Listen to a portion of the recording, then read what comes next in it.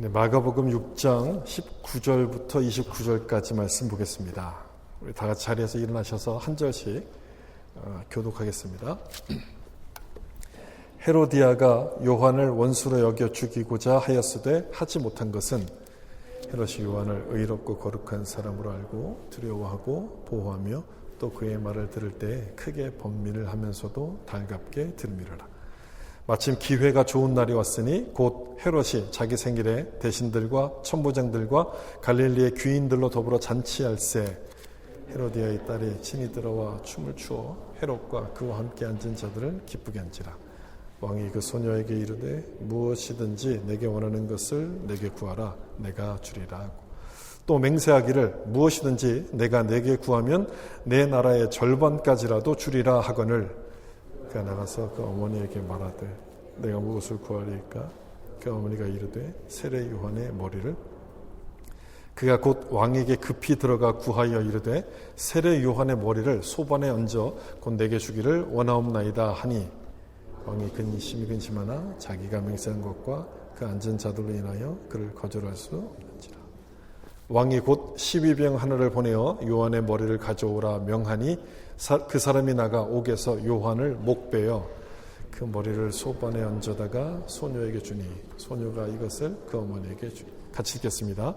요한의 제자들이 듣고 와서 시체를 가져다가 장사하니라. 아멘. 우리 말씀에 은혜 받으세요. 인사하면서 읽겠습니다. 말씀에 은혜 받으세요. 아멘. 세례 요한의 죽음이란 제목으로 말씀을 나누겠습니다. 우리가 지금 마가복음을 살펴보고 있는 중인데 지난 시간에는 12제자를 파송한 내용을 우리가 살펴보았습니다. 그리고 오늘 읽은 이 본문 그 다음에는 어떤 내용이 나오냐면 우리가 잘 아는 오병이어 사건이 나오게 되죠. 그래서 이 내용들을 이 순서대로 보면 이렇게 정리할 수 있어요. 12제자를 파송하면서 복음이 전파되기 시작하면서 오병이어의 기적들이 일어나기 시작합니다. 뭔가 잘 되는, 뭔가 이렇게 좀 잘 풀려가는 그런 분위기 아니겠습니까? 그런데 이런 분위기를 깨뜨리는 말씀이 그 중간인 오늘 본문에 딱 끼어 있는 거죠. 세례 요한의 죽음입니다. 그러니까 분위기나 흐름을 볼 때 어울리지 않는 말씀이 그 중간에 딱 끼어 있는 거예요. 그러니까 왜 이렇게 배치를 했을까? 저 뒤로 빼도 아무런 의미상 흐름이 끊어지지 않는데 왜 여기에 배치했을까? 참 궁금해지게 되는데 저는 여기에 마가의 특별한 의도가 있다고 생각합니다. 의도적으로 배치했다는 거죠. 아마 이걸 말하고 싶었던 것 같은데 제자들이 여기서 이렇게 복음을 딱 전하잖아요. 복음을 전하고 예수님 말씀에 순종했을 때 그렇다고 해서 하나님의 나라가 바로 임하거나 이 세상의 악이 사라지는 것은 아니라는 것을 설명해 주고 싶었을 겁니다. 이걸 의도적으로 알려주기 위해서 그 중간에 요한의 죽음을 끼워 넣은 거죠. 만약 그게 아니라면 왜 이 말씀이 이 중간에 끼어 있을까? 참 이해하기가 어렵습니다.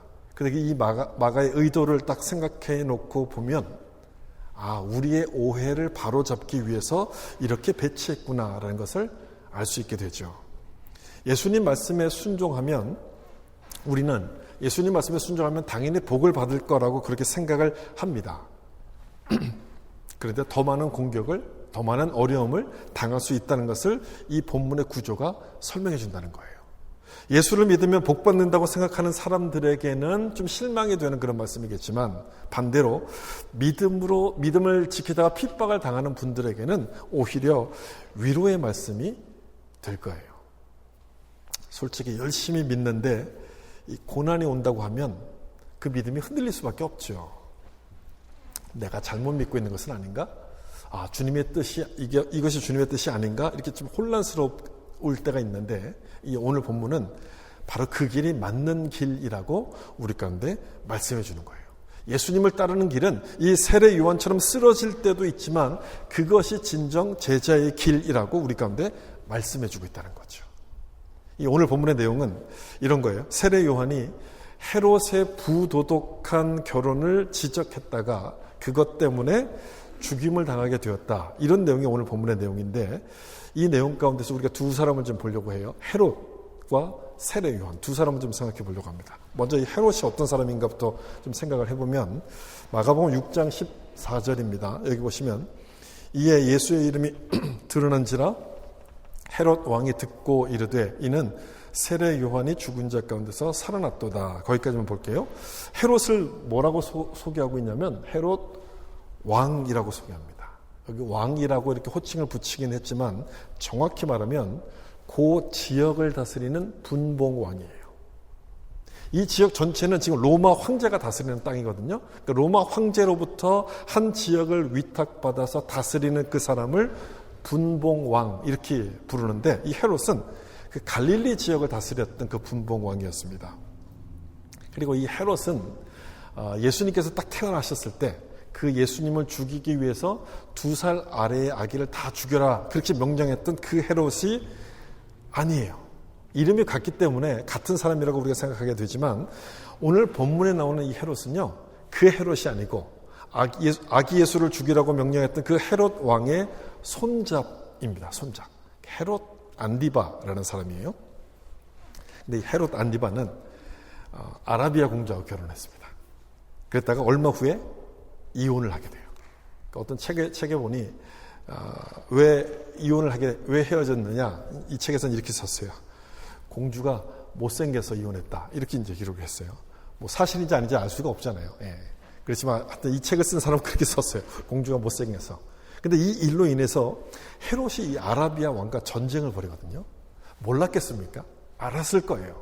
큰 일이 벌어진다는 것을 알았음에도 불구하고 이혼을 한 걸 보면 진짜 공주가 못생겼거나 아니면 이 헤롯은 아주 이상한 사람이라는 거예요. 그래서 아라비아 공주하고 이혼한 다음에 누구하고 결혼했냐면 오늘 본문에 나오는 이 헤로디아와 결혼을 하게 되는데, 이 헤로디아가 어떤 사람이었느냐, 사촌 동생 빌립의 아내였습니다.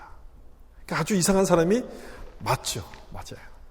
그래서 이 당시의 선지자였던 세례 요한이 그 비윤리적인 결혼을 딱 보고서 그냥 묵인할 수가 없었던 거예요. 그래서 뭐라고 얘기했냐면 오늘 18절에 우리 19절부터 읽었죠. 18절에 나오는 것처럼 이렇게 얘기합니다. 이는 요한이 헤롯에게 말하되 동생의 아내를 취한 것이 옳지 않다 하였습니다. 이 헤롯의 잘못을 딱 지적하면서 회개를 촉구하게 돼요. 요한도 대단한 사람인 거죠. 그래도 그 지역의 왕 아닙니까? 절대 권력을 가진 그 왕에게 이런 말을 이렇게 딱 하는 거예요. 근데 이상하게도 헤롯이 요한을 죽이지 않습니다. 자기의 잘못을 지적하는 이 따끔한 말을 하는데도 불구하고 요한을 싫어하지 않아요. 그 이유가 뭐였냐면 그 다음에 나오는 20절에 보면 여기 나오는데, 여기 20절 보시면 헤롯이 요한을 의롭고 거룩한 사람으로 알고 두려워하여 보호하며 라고 되어 있어요. 그러니까 이 헤롯이 요한을 선지자로 알고 있었다는 거예요. 선지자로 믿고 있었다는 거예요. 그래서 그의 말을 들을 때에 크게 번민을 하면서도 달갑게 들음이러라.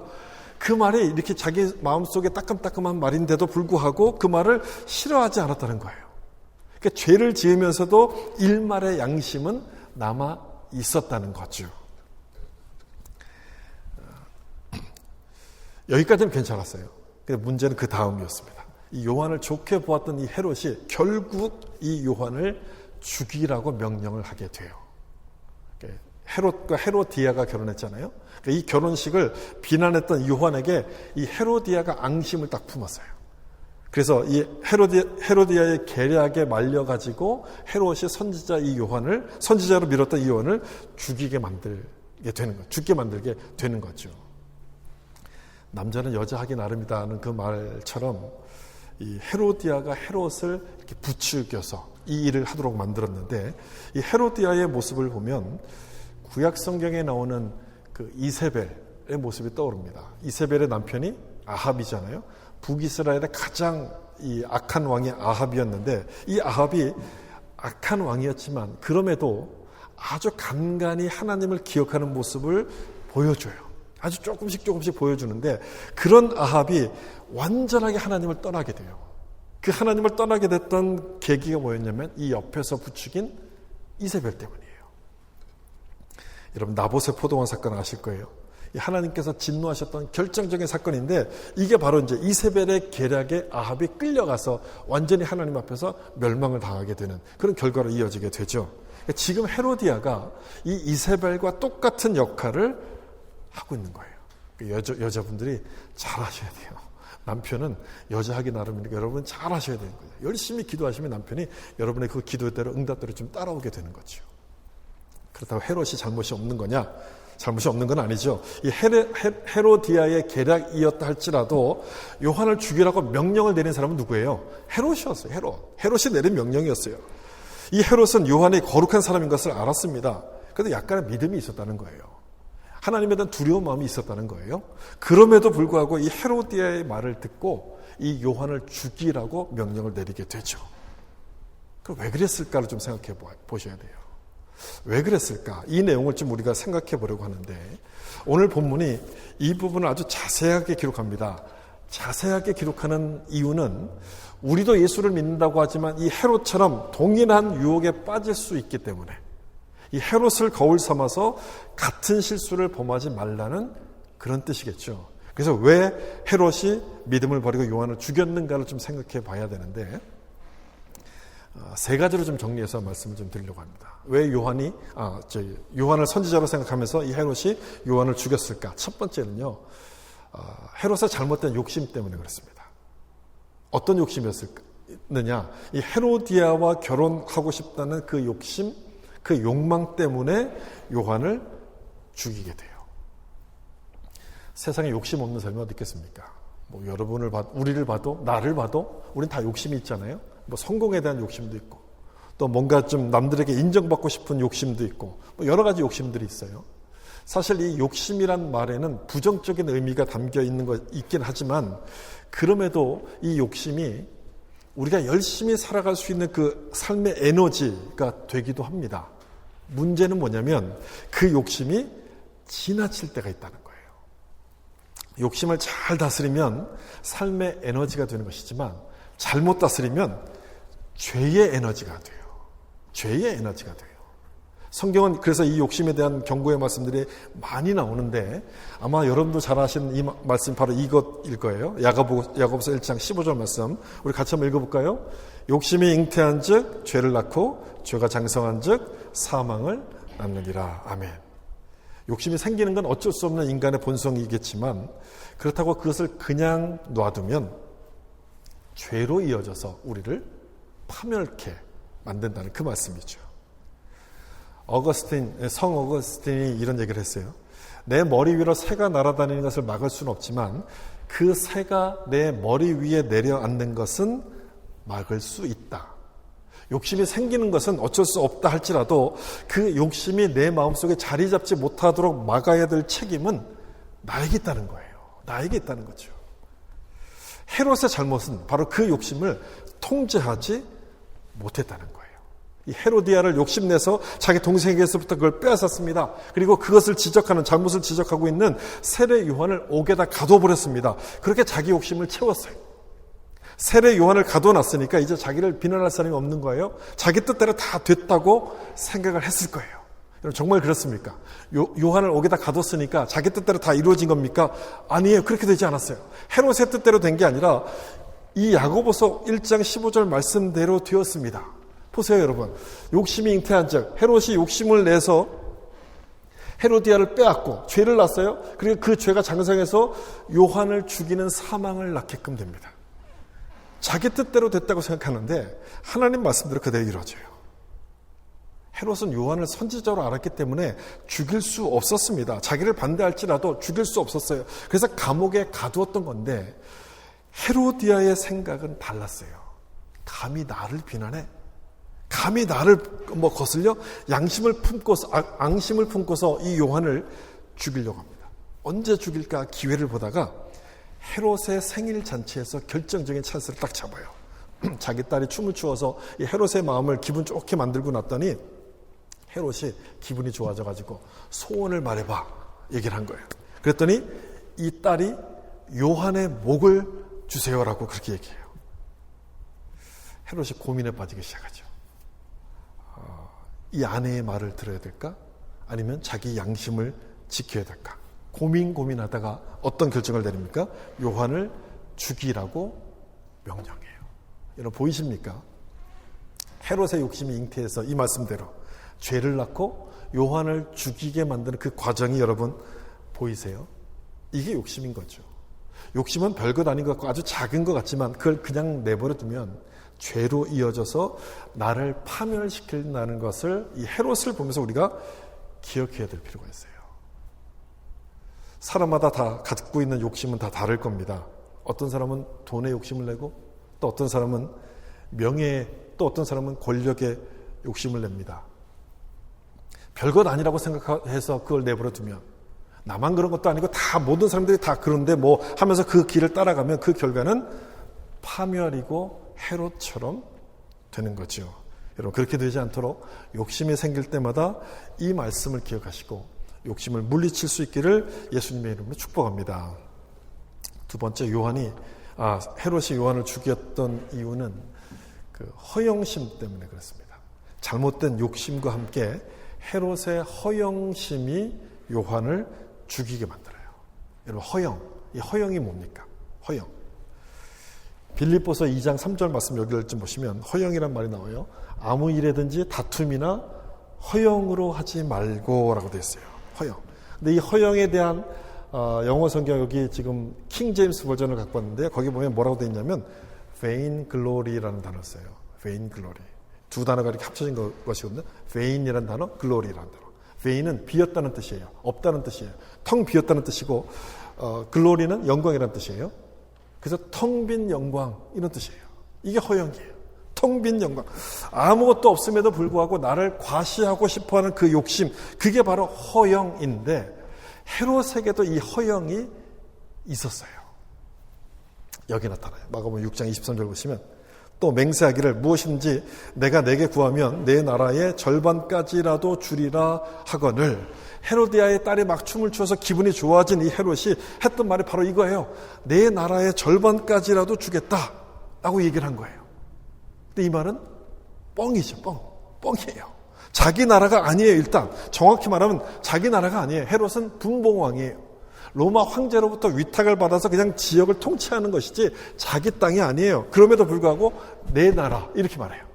그리고 그 나라의 절반까지라도 주겠다고 큰 소리를 칩니다. 진짜 그럴 수 있는 것처럼 행동을 하잖아요. 이게 허영이에요. 허영.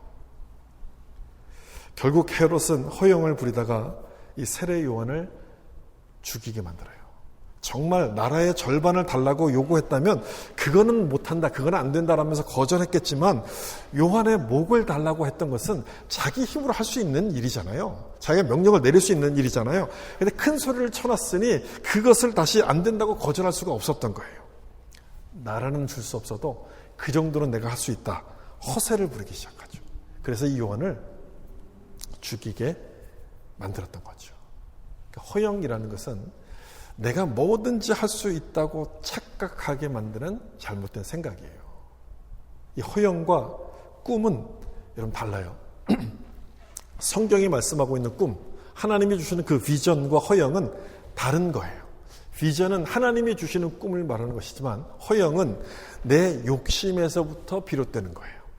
다른 말로 하면 허영은 교만과 똑같습니다. 교만. 허영과 교만은 같은 거예요. 같은 거. 그래서 로마서 12장 3절을 보면 이런 말씀이 나와요. 제가 중간부터 기록했는데요. 같이 한번 읽어볼까요?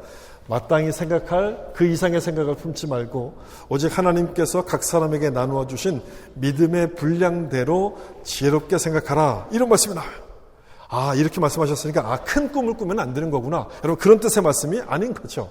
큰 꿈을 꾸지 말라는 말씀이 아니라 허영심을 경계하는 말씀이에요. 하나님이 주신 꿈을 받는 것이지 내 욕심에서 비롯된 그 꿈을 꾸지 말라는 바로 그 말씀인 거예요.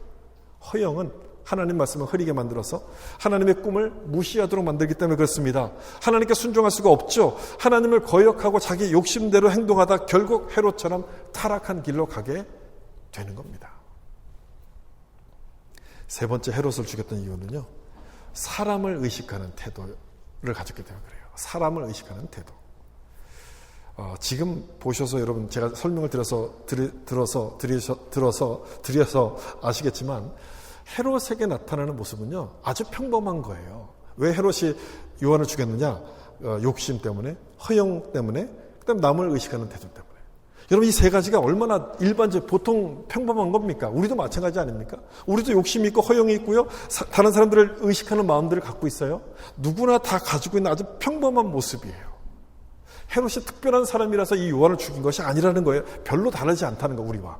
그 말은 우리도 언제든 헤롯처럼 될 수 있다는 것을 경고해 주는 말씀인 것이죠. 그래서 우리가 이 세 번째 부분을 좀 우리가 나누려고 하는데 남을 의식하는 모습이었어요. 사실 사람을 의식하는 것은 인간의 본능이죠. 내가 이 말을 하면 저 사람이 어떻게 받아들일까? 남의 눈치를 보는 것은 여러분 당연한 것 아닙니까? 사람들끼리 이렇게 어울려 살다 보면 다른 사람의 눈치를 봐야죠. 그래야지 서로서로 관계를 잘 할 것 아닙니까? 이런 눈치도 없으면 사회생활을 할 수가 없는 거예요. 다른 사람의 눈치를 보는 것은 당연한 거예요. 그런데 헤롯은 사람만 의식했다는 게 문제예요. 사람만 의식했어요. 이게 헤롯의 문제예요. 사람만 의식했다는 것은 하나님은 의식하지 않았다는 뜻이에요. 여러분 의식한다는 얘기는요. 저 사람의 기분을 맞춘다는 그런 뜻이에요. 따라서 이 헤롯은 사람의 기분만을 맞췄어요. 사람을 기쁘게 했고 그러면 된다라고 생각을 했던 거였어요. 이게 헤롯의 문제였던 거예요. 여기 6장 마가복음 6장 26절을 좀 보시면 왕이 심히 근심하나 자기가 맹세한 것과 그 앉은 자들로 인하여 그를 거절할 수 없는지라. 헤롯이 근심했다고 되어 있습니다. 왜 근심합니까? 자기가 선지자로 믿고 있던 이 요한의 목을 달라고 하니까 근심이 되는 거죠.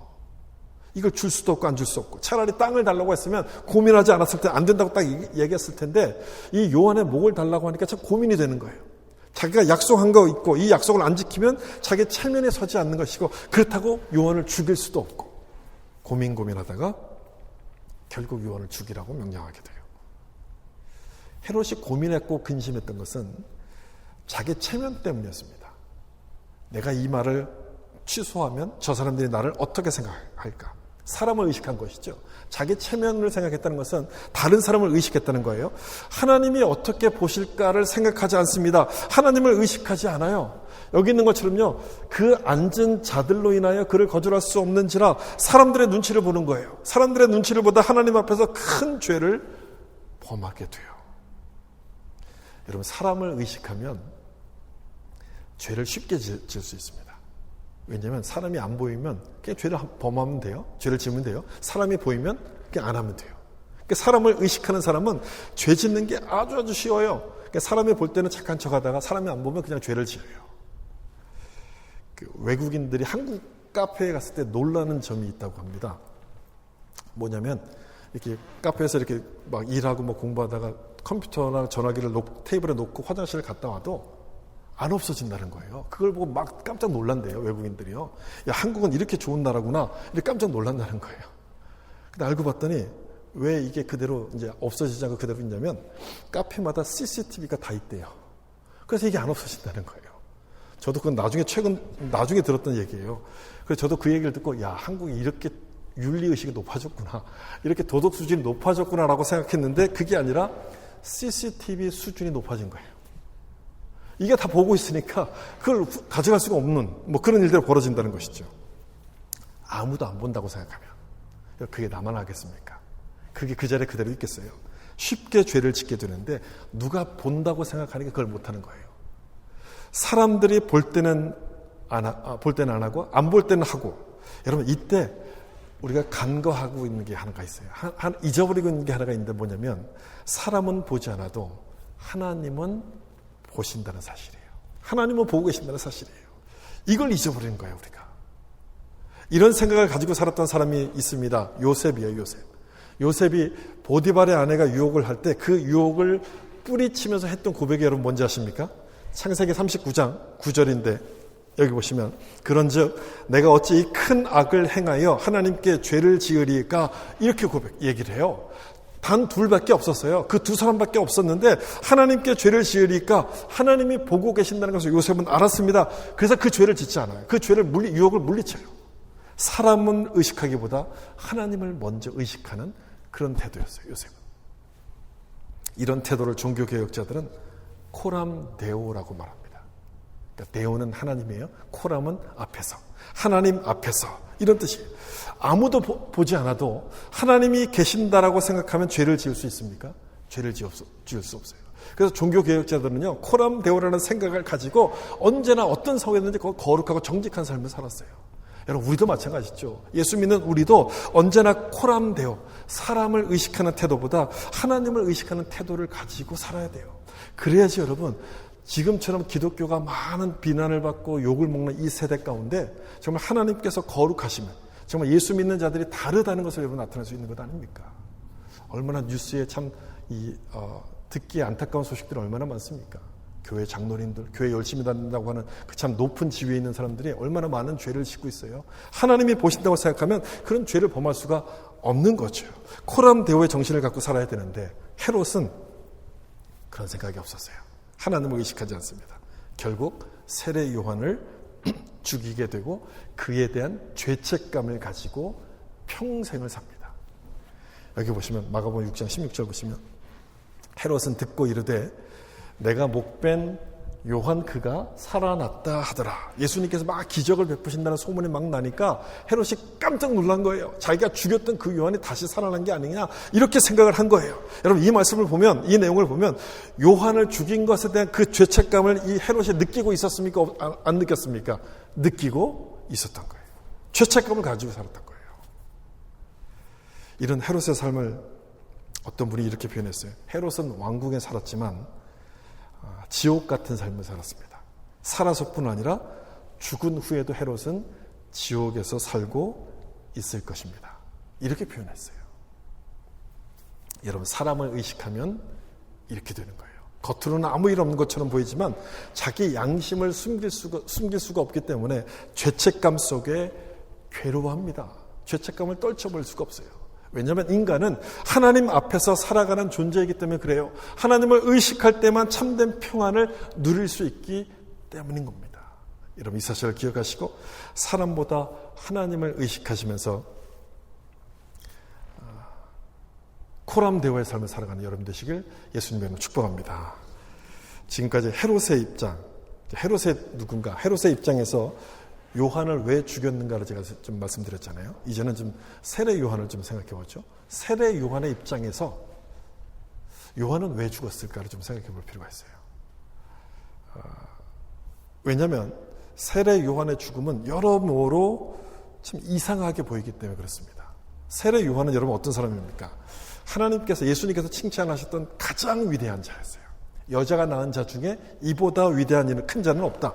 가장 위대한 자였고 예수님의 길을 예비했던 아주 위대한 선지자였습니다. 그런 위대한 선지자가 무능력하게 죽은 거예요. 그래서 예수님의 길을 예비했으면 예수님이 좀 도와주셔야 되는 것 아닙니까? 좀 도와주셔야 되는 게 맞는 거잖아요.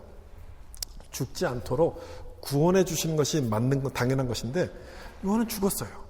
비참하게 죽었어요. 예수님께서는 자기와 아무 관계가 없는 회당장 야이로의 딸로 살려주셨는데 주의 길을 예비했던 그 요한은 그냥 죽게 내버려 두세요. 이상하지 않습니까? 이상하잖아요. 왜 주님을 위해서 이렇게 사명을 끝까지 감당했던 요한이 죽은 겁니까? 저는 두 가지 때문에 생각하는데 요한의 죽음은 그의 사명과 관련이 있기 때문에 그렇습니다. 세례 요한의 사명이 여러분 뭡니까? 예수님의 길을 예비하는 거잖아요. 예수님의 길을 예비하는 것이 사명이었어요. 요한의 죽음이 예수님의 무관심 때문에 일어난 것처럼 보이지만 그렇지 않습니다. 그의 죽음은 예수님의 길을 예비하는 일이었어요.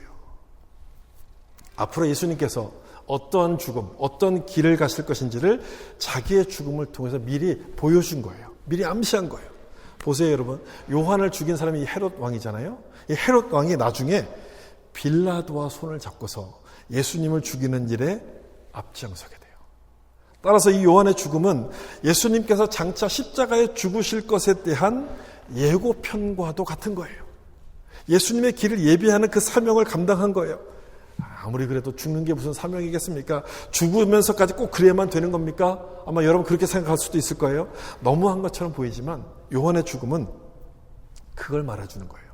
예수님을 따르는 자는 요한처럼 그 길을 가야만 된다. 치러야 될 대가가 있다는 것을 보여주는 거예요. 이것이 요한의 죽음이 가진 두 번째 의미인데, 예수님을 따르는 자는 치러야 될 대가가 있다. 제가 서두에서 오늘의 본문 구조를 이렇게 설명드렸어요. 12제자를 파송하셨고 그 다음에 오병이어의 기적이 일어난 그 사이에 세례 요한의 죽음이 끼어있다. 의도적인 구도다라고 제가 설명을 드렸잖아요. 뭘 말하려고 하는 겁니까? 열심히 복음을 전해서 사람들이 회개하고 돌아온다 할지라도 이 세상에 악이 사라지는 것은 아니라는 사실을 좀 보여주려는 거예요. 오히려 그들의 공격이 더 심해질 수 있다는 것을 보여주는 건데, 그걸 보라는 이런 구도거든요. 다시 말하면 예수를 잘 믿어도 만사 형통이 아닐 수 있다는 거예요. 제가 지난주에도 말씀드렸지만 우리는 예수를 믿으면 복 받을 거라고 생각합니다. 예수를 믿으면 잘 될 거라고 생각해요. 좋은 일만 일어날 거라고 그렇게 생각을 하지 않습니까? 대가를 치러야 된다라고 생각을 안 할 거예요. 한 번도 그렇게 생각해 보지 못한 분들이 있으면 오늘 말씀을 참 곰곰이 좀 들어보시면, 생각해 보시면 좋겠어요. 예수 믿으면 잘 된다는 것뿐 아니라 대가를 치러야 된다고 오늘 본문을 말씀하는데, 일반적으로 사람들은 복을 받는다고만 생각합니다. 왜냐하면 성경을 볼 때 성경에 기적이 나오고 축복을 약속하는 말씀이 너무너무 많기 때문에 그래요. 그 말씀만 보니까 축복의 말씀이 많다고 생각하는데, 사실은 성경은 그것만을 말씀하고 있지 않습니다. 여러분, 성경을 잘 보시면요, 축복을 말씀하지만 축복보다 희생과 헌신, 그 다음에 인내와 그 순종을 요구하는 말씀이 아주 많이 나와요. 아주 많이 나와요. 확인해 볼까요? 그 중에 한 가지 말씀 볼까요? 빌립보서 1장 21절 보시면, 이는 내게 사는 것이 그리스도니 죽는 것도 유익합니다. 이렇게 말씀해요. 죽는 것도 유익합니다. 그 다음에 29절, 그리스도를 위하여 너희에게 은혜를 주신 것은 다만 그를 믿을 뿐 아니라 또한 그를 위하여 뭘 받아요? 고난도 받게 하려 함이라. 이런 걸 강조해요. 여러분, 헌신을 강조하고 있지 않습니까? 이런 말씀을 처음 보셨다면, 성경에 저런 말씀이 있어? 처음 보셨다면 다시 한번 성경을 좀 정독해 보실 필요가 있어요. 세례 요한의 죽음을 12제자를 파송한 다음에 기록하고 있는 것은 바로 이런 뜻을 강조하기 위한 거예요. 복음을 전했고 주님께 순종했다고 해서 칭찬받을 거라고 여러분 기대하지 말라는 거예요. 오히려 더 큰 어려움을 닥칠 수도 있다는 것을 말씀하고 싶었던 거예요. 여러분, 좀 낙심이 되십니까? 힘이 빠지죠. 그래서 낙심하지 마세요. 이 말씀은요, 우리를 낙심시키기 위해서 주시는 말씀이 아니에요. 예수 믿으면 모든 것이 잘 될 거라고 생각하는 우리의 세속적인 생각을 바로잡아 주시려는 그 말씀인 거예요. 잘 될 수도 있지만 잘 되지 않을 수도 있다는 거예요. 예수님 때는 칭찬을 받을 수도 있지만 어려움을 당할 수도 있다는 것을 이 세례 요한의 죽음을 통해서 우리 가운데 말씀하는 거예요. 예수를 믿어도 어려움을 당할 수 있다. 그것이 주님을 따르는 자가 치러야 될 대가라고 말씀하고 있는 거죠. 요한의 죽음은 예수님의 십자가를 암시한다고 말씀드렸죠. 십자가는 헌신과 희생, 그리고 죽기까지 순종하는 그 모습을 상징하는 거예요. 예수를 믿는다면 그래야 한다는 겁니다. 예수님께서 가신 길을 따라가야 되는 것이고, 그것이 예수를 믿는 제자의 모습이라고 이 요한의 죽음을 통해서 우리한테 말씀하는 거예요. 예수님께서 지고 가셨던 그 십자가의 길이 주님을 따르는 참된 제자의 길이라고 우리한테 보여주시는 거예요. 그 길을 가려면 여러분 어떻게 합니까? 참아야 돼요. 헌신해야 됩니다. 죽기까지 순종하는 그 모습, 대가를 치러야 돼요. 대가를 치러야 돼요. 욕심과 허영을 버리고 사람보다 하나님을 기쁘시게 하려는 그 불편한 길을 가야만 되는 거예요. 여러분 중에는 이미 그 대가를 치르고 있는 분들도 있을 거예요. 예수님 때문에 욕을 먹고, 예수님 때문에 또 양보하고 손해받아 또 참고, 그런 분들에게 이 말씀은 참 위로가 되는 말씀일 거예요. 예수를 믿어도 어려운 일이 많지만 내가 가고 있는 길이 요한을 보니까 내가 제대로 믿고 있는 거구나, 격려가 될 거예요. 힘이 되는 말씀일 거예요. 반대로 이런 어려움을 겪어본 적이 없다면, 예수를 믿는데도 불구하고 양보하고 손해본 경험이 한 번도 없다면, 예수님 때문에 누군가에 양보해 본 적이 한 번도 없는 분이 있다면, 오늘 말씀은 여러분들에게 도전하는 말씀이 될 거예요. 예수를 따르는 자는 치러야 될 대가가 있다. 그 길을 가라고, 그 길이 축복이라고 여러분들과 도전하는 말씀이 될 겁니다. 여러분들은 어떤 길을 선택하시겠습니까? 오늘 말씀에 세례 요한과 헤롯이 나오잖아요. 여러분, 이 두 사람 중에 누가 성공한 사람일까요? 누가 성공한 사람입니까? 헤롯입니까? 세례 요한입니까? 하나님의 선지자도 죽일 수 있는 권세를 가졌으니 여러분, 헤롯이 성공한 사람처럼 보이지 않아요? 이 세상적인 관점에서 보면 그보다 더 높은 자리에 어떻게 올라갑니까? 가장 높은 자리에 올라갔으니 헤롯이 성공한 사람이고 세례 요한은 실패한 사람이에요. 그런데 하나님의 관점에서 보면 어떻습니까? 누가 하나님의 뜻을 이룬 하나님께서 기뻐하실 사람인가요? 세례 요한이에요.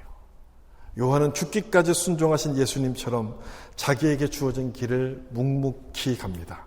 순종이라는 그 대가를 치르고 주님의 길을 예비하라는 하나님의 뜻을 이루어간 사람이었어요. 여러분들은 누구처럼 살고 싶으신가요? 왕궁에 살았지만 지옥처럼 살았던 이 헤롯입니까? 아니면 주님의 길을 예비했던, 묵묵히 순종함으로 예비했던 세례 요한처럼 살고 싶으십니까? 사랑하는 성도 여러분 모두가 다 세례 요한처럼 주님을 위해서 여러분 자신을 드리는, 그래서 하나님 앞에 성공한 사람, 하나님께 칭찬받는 그런 사람이 될 수 있기를 예수님의 이름으로 축원합니다. 기도하겠습니다.